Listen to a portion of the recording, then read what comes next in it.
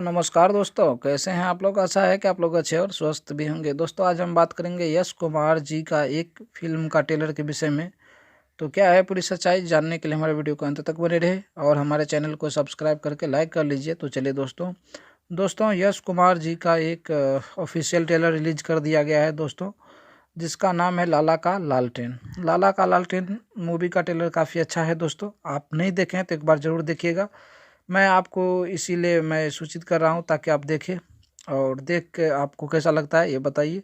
और इससे कुछ सीखने को भी मिलता है दोस्तों कि हमें भ्रष्टाचार नेताओं के विरुद्ध आवाज़ उठाना भी चाहिए। इसमें यही दिखाया गया है दोस्तों।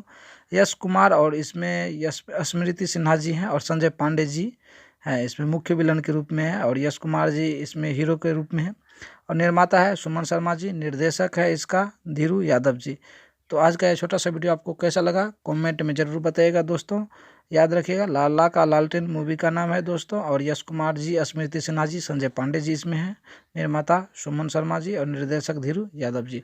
तो आप हमारे वीडियो को देखें, इसके लिए मैं आपको दिल से धन्यवाद देना चाहता हूँ दोस्तों। जय हिंद दोस्तों, नमस्कार।